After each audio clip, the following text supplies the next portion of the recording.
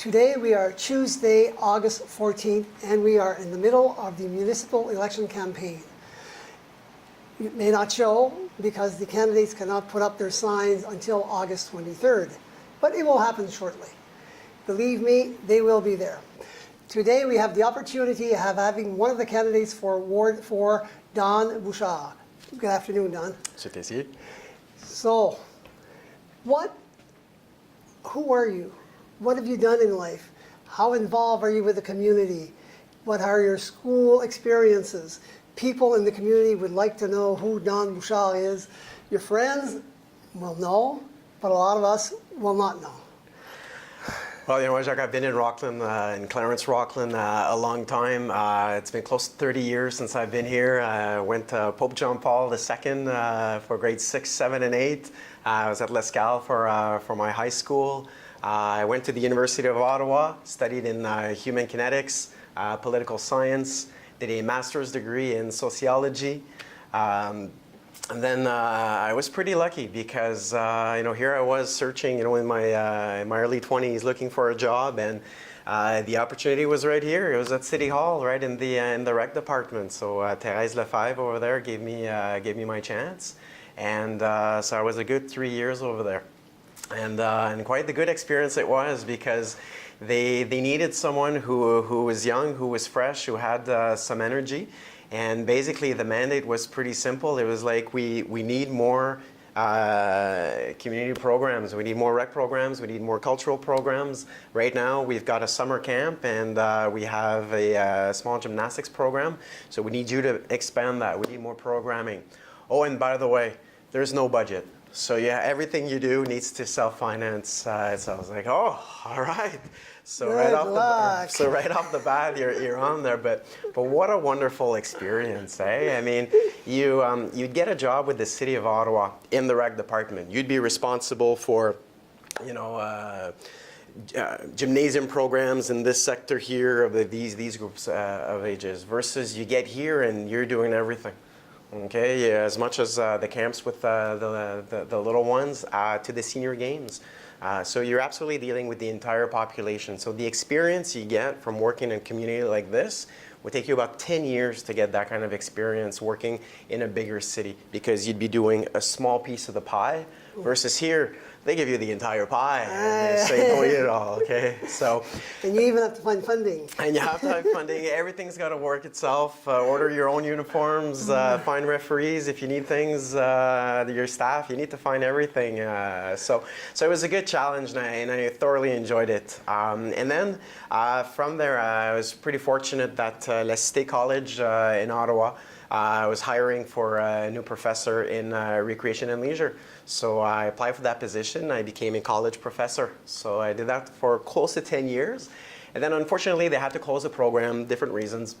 And now I'm actually fortunate to be part of the social work program with the specialization in gerontology. So working with seniors, which is a great challenge, very much loving it. So I lived in various parts of Rockland, okay? So being close on Cercle des Côtes there, close to the Walmart, Saint-Joseph Street, right downtown, back on Bonavista, and now on Adrian Street out in Clarence Point. And I was fortunate to be able to convince my wife of close to 6 years now to move from Gatineau and come all the way down here. She absolutely fell in love with the place and said, this is great, this is a place where we'll raise our family. So family we have, my oldest Liam is 6 years old, Elsa is in second, just turned 4 in April, and the little one, Eli, our little man, he's turning 2 in September, so our little family guy there. As far as community involvement, I mean, many people in Clarence Rockland will know me for being, hey, that's Coach Don, isn't it? Because Coach Don did a lot of coaching in soccer in the area. I'm the technical director for the club, responsible for competitive teams and coaches and development. But I'm also the micro director, so responsible for the little ones, the U4. So my daughter Elsa, who's 4, running around with her little Timbits soccer ball, going all the way to the U8s as well. So I'm involved there. Even back in the day, being more involved with as president of Centraide United Way Prescott Russell as well. So we've done a lot of different things in the area after 30 years. Okay, so you've been very involved. Now, when did you decide that you wanted to become a counselor, you wanted to get involved in politics? Well, my whole life, I mean, I studied in politics back at the undergrad degree, and I was really, really fortunate again just to get a job as a page in the Senate of Canada. So I was in Centre Block, working the House of Commons, the exchange we had with them, and being in Parliament, Prime Minister, and all these special events as well. So being around where politics happen. So that always drove me. And my master's in sociology was on the study of politics, global and regional politics, specified like sports policies and whatnot. So it was a very good, very good mix there. And then working for the city after, well, you're working with policies, right? You're working with what the council decides and your budget and everything. So it's always been part of it. And then at college then, I'm teaching the students, okay, so this is how the system works. You're going to have no money when you're out there, and this is what you have to do, right? So you're always in that thing, eh? So I finally got to the point where it's like, okay, I'll admit it, I turned 40 years old this year, and definitely looking to get involved more. Sorry? It's 40 years old, yes. Okay. Okay. Doesn't show it. Anyway. Thank you, I appreciate I'm jealous. that. But no, so I had a good sit down with my wife. Absolutely impossible to do without my wife, Marie-Ève, to be beside me and say, okay, so how are we going to do this? Because it's something that I really want to do, something that I think I'm going to be extremely good at. But you can't do it when you're a father of 3 young children. You've got to be able to work that out. And my wife and I, we have that life where it's very busy. If you come ring on the doorbell, we may not be there because we're doing things and stuff. So Busy with the children and your involvement in different activities in the community. And are you involved outside of the community, or there's no more time? Well, you know what, for a very long time, you know, like even with social work right now, I'm always involved with different associations, eh? I mean, and you always try to get around and do as many things as you can. Even before, when I was coaching with the Ottawa Fury, I mean, that's a great time of my life, traveling around, tournaments in Sweden, Florida, Virginia Beach, you know, big tournaments, and really traveling around and meeting a lot of different people. But at some point in time, you say, okay, well, it's time to narrow it down a little bit more, get married and have kids. So that's why I'm 40 years old and my youngest is only 2 or not even 2 yet. So yeah, I think I've got a very good background, especially when I work for the city. I mean, the whole coalition of all the social services around here. I mean, there's a great team out there, and it's how you have to work, you know. There's no other way around it. It's all about cooperation and just good sense. Okay, good, great. Now, you're in politics, and like anyone who wants to be a politician, they have to be presenting some ideas. Mm-hmm. So what do you have to offer the people of Ward 4 and of Clarence Rockland as well? So what are the main points for you to be in this run? Well, I think the first thing you need to understand, Jacques, is that why do people come to Clarence Rockland in the first place? And they come out here because they're families, they're young families, or they're a new couple who just got married and they're planning to be here for a long time. They buy a nice little starter home, and then they build from there, and that's why they come. They want to have this friendly environment. And it used to be that we'd had little events here and there, and it was okay, but now we're growing, and now that's why we have the Water Festival, you know, and the River Festival. We need to have more festivals like that. We need to make them bigger. I love it when you're on Canada Day and people come from different places. They actually come from Wendover, or someone will come from Cumberland, and they say, wow, Canada Day, we go watch the fireworks here, man. That was really good. And that's what you want to have. You need to give families a reason as to why. You got to give them a reason as to why they chose to live here. So you want to be a family-based environment. You absolutely need to have that. Close to the families as well is probably one of the biggest afterthoughts, I think, that people have in the area, and that's teenagers. Our teenagers, if they're not involved in sports, what is there for them in Clarence Rockland? As a matter of fact, there's hardly any sport activity for the teenagers. No. Let alone art, culture, you know. So if they're not playing hockey, if they're not playing soccer, if they're not playing school sports, well, what's out there for them? You know, and when it's summer, there's no school. Okay, and there's hockey for some, but most people not.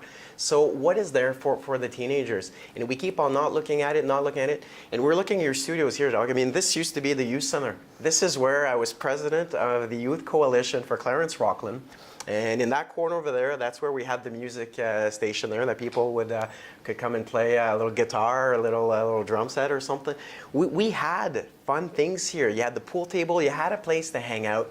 We had access to the tennis courts outside here as well. So there was at least something, you know, and we got this skate park next to it.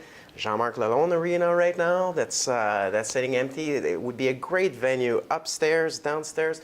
So many things that you can do. But when it comes to teenagers, it seems we just hope that they won't cause any trouble and there won't be anything, and we'll go from there. Wrong recipe.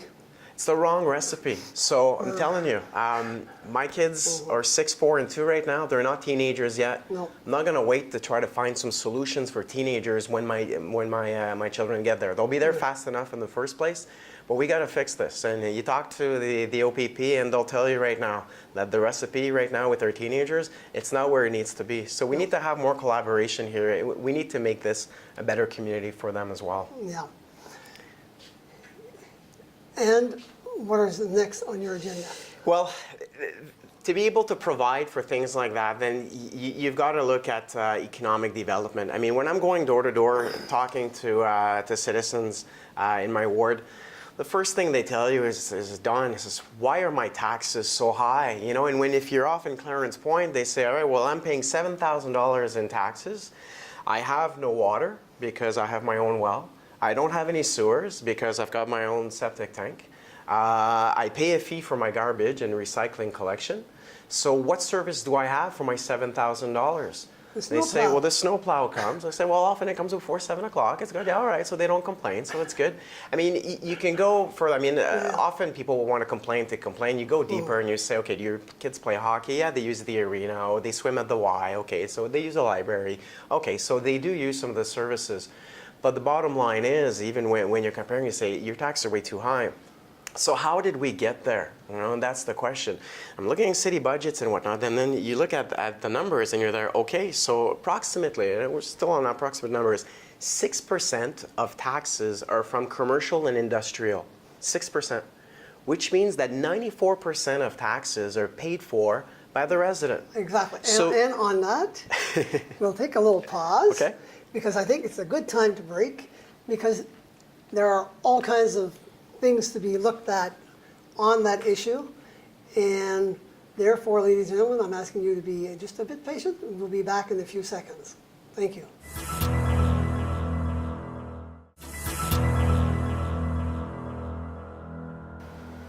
Thank you for remaining with us, ladies and gentlemen. We are continuing our discussion with the candidate for Ward 4, Don Bouchard.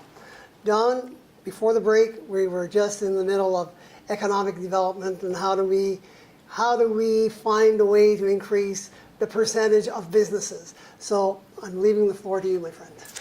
Well, that's the thing. I mean, there's different ways that the municipality will get money, right? So we've put a lot of emphasis in the past, and we're still putting a lot of emphasis on building houses, which is great, because every time you build a house, on every unit, you get development fees that come in.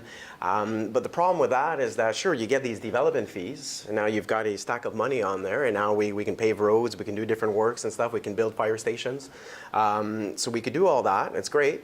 But then afterwards, well, we build more houses, so now it's more roads to clear, and it's more garbage collection, okay? And there's more maintenance, because now there's another road there as well, so we didn't have to pay for the road the first time. If there's a water pipe in there, it may need to be replaced at one point. It's on your call as well. And who's supporting the aftermath of that? Well, it's the residential taxes that's paying for that. Versus if you have a better mix, okay, because like I said earlier, you had about 6% commercial industrial, if 94% residential. If you have a better mix in there, well, then it's not all on the citizen to be able to pay for all that. No. So you're able to share more on there. So you need to have more effort that's put in there. And right now, I think it's just not the emphasis that council is using. You look at Morris Village, the hundreds and hundreds of houses that were built there. It's like, well, where's the corner store? Okay, and you say, oh, well, we got to be able to sustain businesses. Well, I'm pretty sure that you could sustain a corner store. I mean, when we were young, I mean, I'm sure you were the same. Where did you go during your summer? Man, it was a trip to the corner store, man. You went and got your candy. Popsicle, absolutely, right? You wanted to go and get there, and you just go to your corner store. You know, you need to have that. Yeah.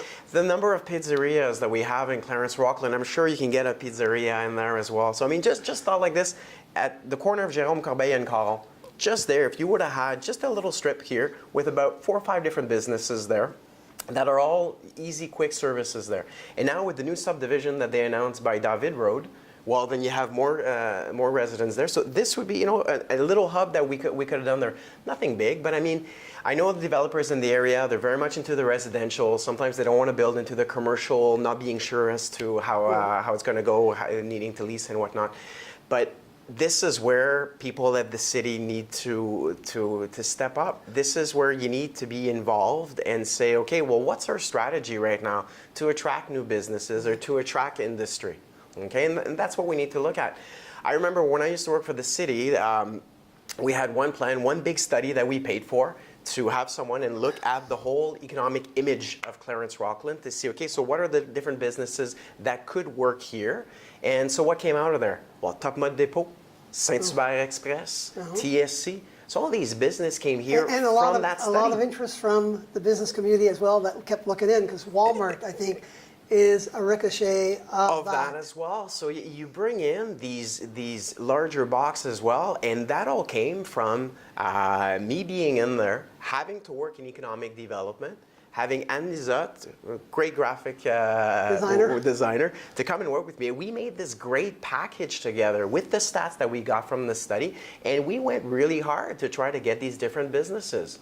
When's the last time that Clarence Rockland did such an effort like that to go and attract businesses? Back then. So to me, you know, and it's not that there's no work being done. It's not that we're not trying to attract. And sometimes they'll be like, oh, well, it didn't work. We wanted to get this and we didn't work. Okay, why didn't it work? Why didn't these people come here? Okay, so transportation is an issue. Okay, what can we do about transportation issue? Yeah, let's resolve the 174. Yeah, or other options, because there are other options, and that's the thing. So you need to be able to work more on that, an actual strategy with employees. There is no director of economic development, okay?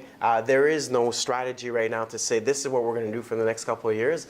What we're planning right now is our next residential projects is what we're doing. But if you have an industry, I mean, when's the last time that we had in Clarence Rockland an industry that hired more than 200 people? Well, we have one. Exactly, right? And I mean, even Honeywell before that didn't have that many people either.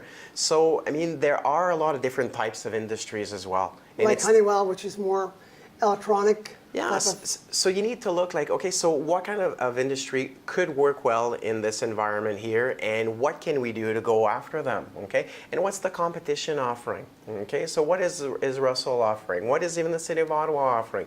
What can we do to be in that spot and have more of this balance that we're looking for? Because development fees are fine, and we'll get development fees from these commercial industrial as well, but it's only one way. You need to have a long-term formula that'll work for you. And right now, the way it's working on residential, this is the result we're in. You look at the books, the City of Clarence Rockland has no money. Nope. I'm not here promising tax cuts because there is no money on there. However, and the prices of everything does go up every year. Yes. You know, on an average. And I could attest that the daycare increase of 11%, well, I'm aware of the 11% increase because my kids are at the daycare, okay? So we're at the daycare, one more going in as well.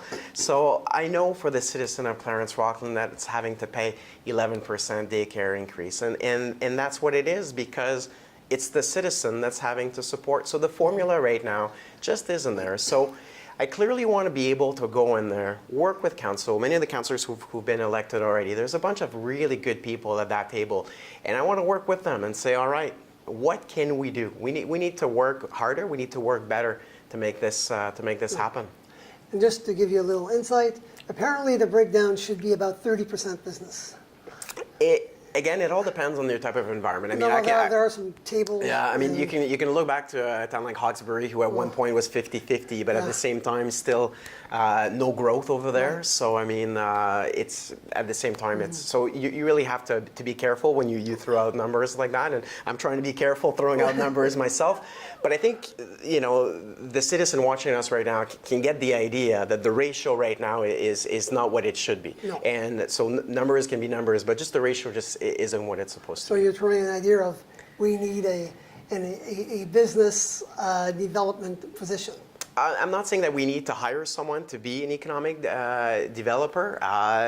There are people on their task sheet right now that have those tasks to be working on that. What's the strategy going on there? I mean, we already have good people working at City Hall. It's not about having to clear out people, to bring in new people and do different things. It's about looking as to how do we do business and what can we do. It's not about just going headhunting and finding someone who's going to simply cure Clarence Rockland. No, it's a process. But it's a process that I have time for. I'm only 40 years old. I'm going to be here for a while as well. So I'm on board for starting a process and seeing it through for many years down the road. I mean, that's why I'm signing up for the job here. Okay, good. So what else is on your? I've got two other points that I'd like to bring on board, and I mean the first one is just accessibility. It's impossible in 2018 not to have a city that is accessible to everyone.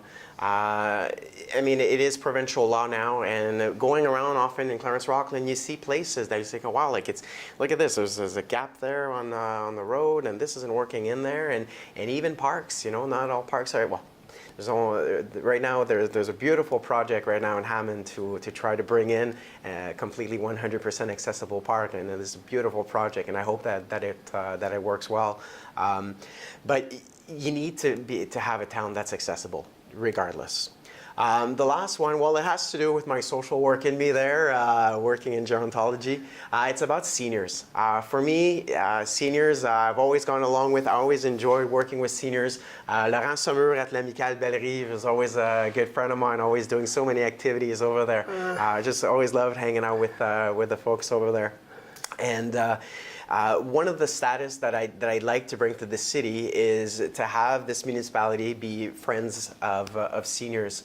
And this is a movement that's going around all across the world, whether you're in Brazil, in Europe, getting extremely popular on the Quebec side, where a town needs to look at their policies, their infrastructures, the activities, their accessibility. How senior friendly are we? Okay? And how often does someone sit down to ask themselves that question? How senior friendly are we? And it's not about solving everyone's problems, but at the same time, say, okay, so if you're a senior, what do you go through regularly going in Clarence Rockland? Is it a positive experience? Do you think that businesses around are senior friendly? Many are. Okay. Is it easy to walk on the sidewalk? Is it easy to walk on the sidewalk? If I'm inside your store, can I go to the washroom somewhere? That's a need that I have. So can this happen for me? Is there a place that I can sit down if I need to take a break? So it's all little things like that I think are extremely interesting to start looking at. How can we make, to start off, our community senior friendly-er to begin with? And then can you actually work hard enough to get the status to be a senior friendly city? Anyways, I think it's a good challenge and definitely worth investing some time into. In trying to see if it can be accomplished. Okay, good.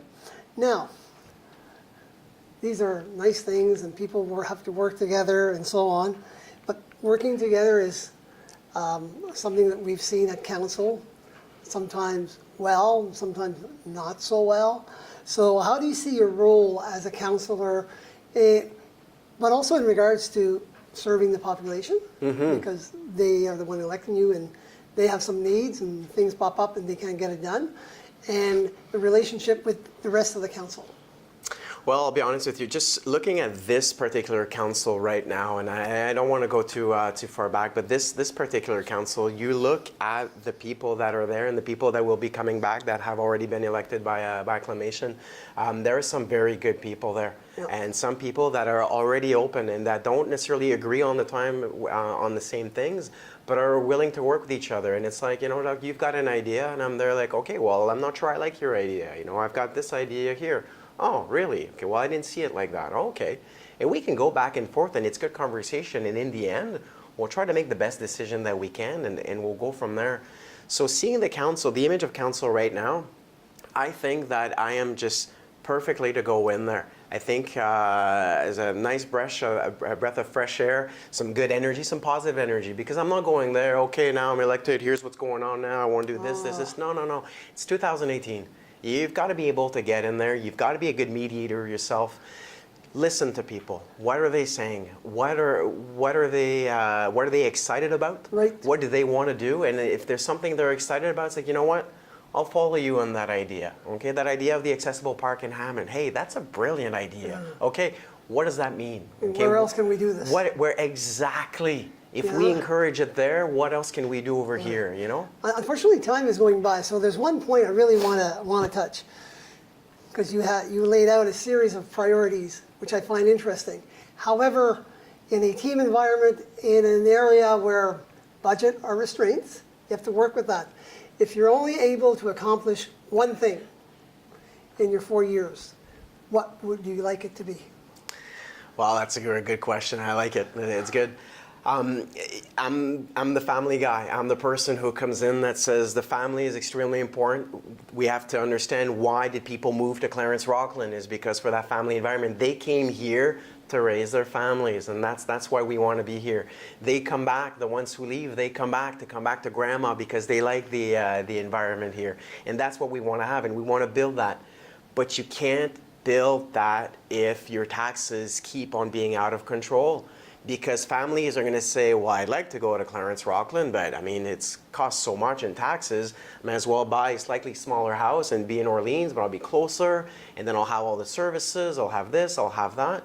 So unless you fix the economic development problem, unless you're able to work back on that ratio, get creative and find other ways to increase revenue for the city and get under control your taxation, you won't be able to achieve all these things you want to achieve for family. It'll be even tougher sometimes, this whole idea for seniors, things that we want to do. For teenagers, we want to have things for them, but it's programs we want to have for them. Teenagers aren't going to be the ones who are ready to shell out the $50 and $100 for things. No, so those are services we want to have for them. But to pay for those services, you need to have the money. Yep. That's the reality of it. So if you don't work hard to get that strategy in line, to work with the rest of the people at council, to work with the staff at City Hall and say, listen, we need to solve the books. These books, there's no money. There's no money right now. We need to find a way to get the recipe better.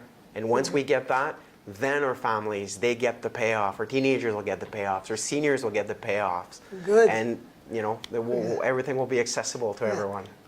So now we're very short on time. However, I would like to give you the opportunity to talk to the people of Ward 4 and of Clarence Rockland as well.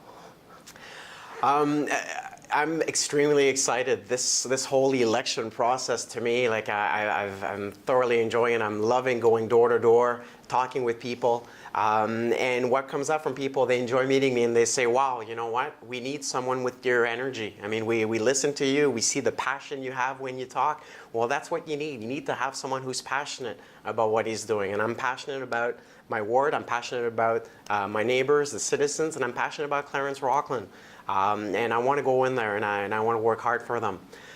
So energy, passionate, and creative. When you're having to build recreation and cultural programs and you don't have any money, then you find a way to be creative, right?